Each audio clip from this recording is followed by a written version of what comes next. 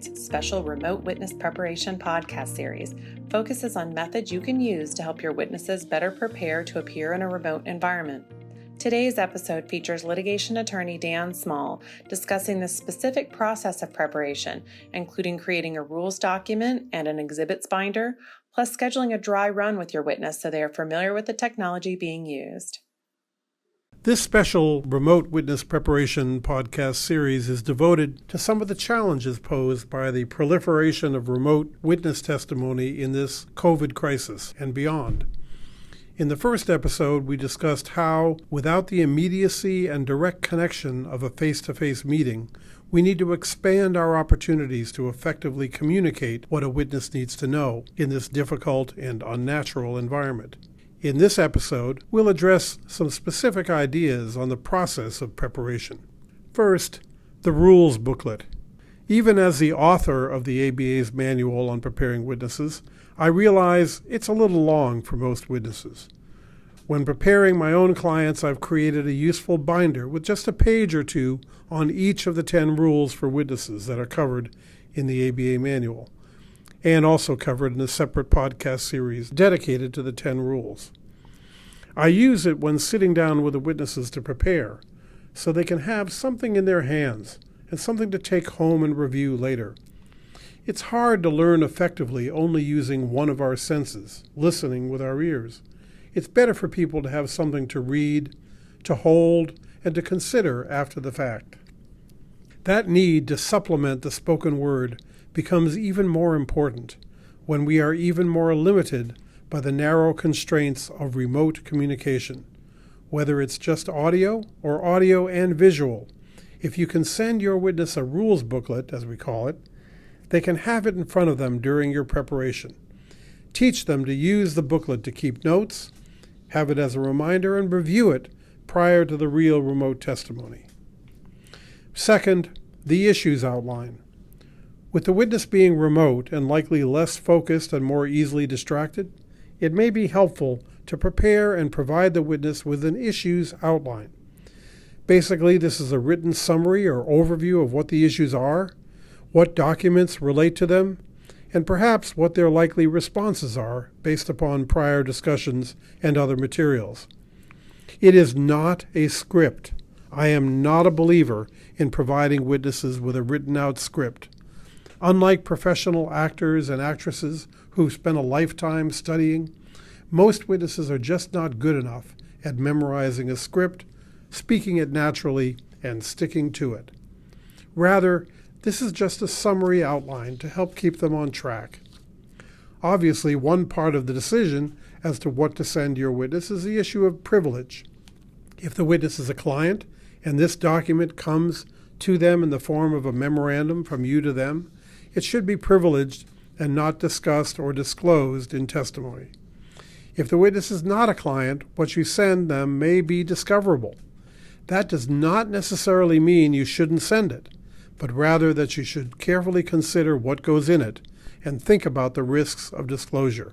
If you do provide an issues outline to a non-privileged witness, it is essential to prepare that witness for questions about the outline, that it's not a script, that no one is telling them what to say other than the truth, and that counsel specifically asked them to let you know if there are any mistakes in the outline. This is critical advice. Third, let's discuss the exhibits binder.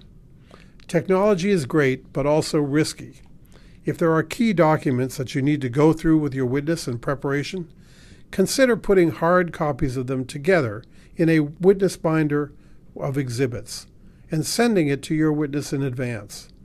It may make it easier to work on them and get your witness familiar with them than attempting to do it on the screen. Get your witness used to handling documents remotely, clearly identifying what it is they're looking at and listening carefully to instructions as to where to go in the document. At the same time, remember Rule 9 and the 10 rules for witness preparation that we've already referenced. Remind them to read the entire document, not just the one word or phrase that the questioner wants to highlight. This might take time during remote testimony, but assure them that they are allowed to pause to read the entire document, just as they would be allowed to do so in a live courtroom environment. If the actual testimony will be using technology to show the documents, at some point your preparation process needs to transition to using that specific technology. My partner, Brian Koch, successfully prepared witnesses using the shared view feature on Zoom. They were able to go to specific areas of the documents to cover, and it ended up being almost as efficient as meeting in person. Be sure to make sure that your witness feels comfortable with this process and doesn't see it for the first time when there is a judge or a jury present. Fourth, the dry run. As discussed in Episode A of this special podcast series on remote witness preparation, I'm a very strong believer in the importance and the value of doing an extensive and realistic dry run with every witness. With a remote witness, that becomes even more essential. The question and answer environment is an unnatural one, but layering on technology makes it even more so. No witness has likely ever experienced a remote question and answer process, and you should not allow them to experience it for the first time in the real proceeding. A dry run can help them to understand and get used to the rhythm of the process, as well as the difficulty of listening and focusing so intently on an image on a screen and a voice coming out of the ether. Something as simple as determining if their Wi-Fi is strong enough to use the computer audio setting, or if they need to dial in and use their cell phone audio, can be critical to uncover in a dry run. If you do a dry run remotely, consider the best ways to use it to help your witness learn. A video conference dry run, depending on the technology, may allow for the possibility of taping the video, so that you can then play back portions of it to show the witness what they look like and what they have done right and wrong. Or, as we sometimes do with a live dry run, have it transcribed, either live or later on tape, so that you can show the witness excerpts to help them understand the rules and the process. Lastly, I think the old rule of "smile, you're on camera" is most applicable in this situation. In live testimony, it's easier for the witness to understand where to look and how to act. Sitting at home or in an office by themselves, it's easy for a witness to forget. And yet, appearance and credibility matter just as much or more on camera. Help the witness understand that everything is exaggerated on camera. Small movements, where you're looking, what you're drinking, all are magnified to the audience, which is focused on such a narrow view of the witness. Therefore, there are some key reminders. First, look up. When there's a live body standing or sitting in front of the witness, it's easy for them to remember to look at them, to look up. On camera, it's too easy to let your eyes and your head wander. Looking down, looking away, all that can be interpreted as signs of either disinterest or dishonesty. Keep focused. Next, face the camera. In a conversation, if you want to make a point, if you want someone to believe you, we all know that it's important to look them in the eye.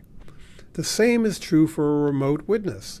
Eye contact remains a key part of maintaining credibility.